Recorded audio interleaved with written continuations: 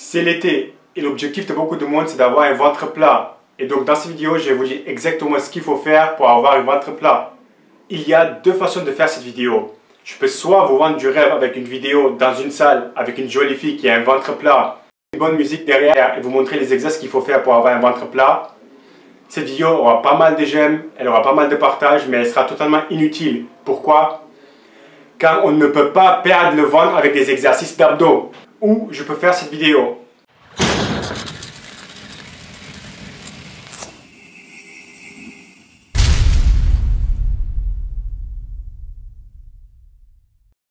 Si je fais des curls biceps, est-ce que je veux perdre la graisse qui est sur mes bras?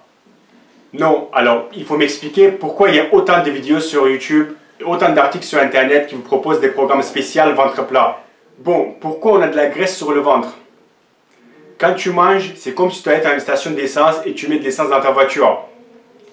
Ce que tu manges va être utilisé par ton corps pour tout simplement être en vie ou faire des activités physiques. Même quand tu dors ou tu es assis à rien faire, ton corps est sans arrêt en train de brûler des calories et donc a constamment besoin d'énergie. Maintenant, qu'est-ce qui se passe si tu mets trop d'essence dans ta voiture? Ça déborde. Pour le corps, si tu lui fournis plus d'énergie qu'il en a besoin, il va le mettre de côté pour quand il n'y a pas assez. Où est-ce qu'il va mettre de côté? Mais ça dépend. En général, pour les hommes, c'est le ventre. Et pour les femmes, c'est les fesses et les cuisses. Si tu manges un peu plus que ce que ton corps a besoin, ce petit réserve va être utilisé pour reconstruire tes muscles. Si tu fais de la musculation.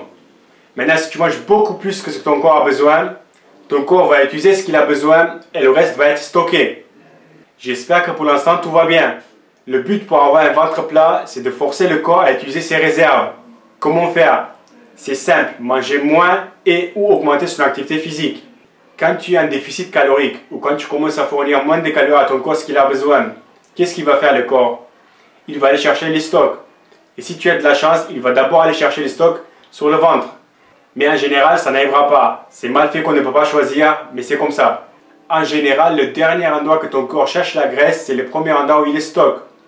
Si quand tu commences à prendre du poids, tu commences par le ventre, puis les fesses, puis le visage, et quand tu commences à perdre, tu vas perdre d'abord le visage, puis les fesses et en dernier le ventre.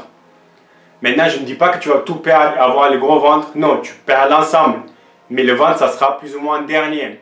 C'est pour ça qu'il faut être très sec pour voir les abdos du bas. Moi, quand je commence à prendre du poids, ça commence par les pecs, le ventre, un peu les fesses, un peu le visage, un peu partout.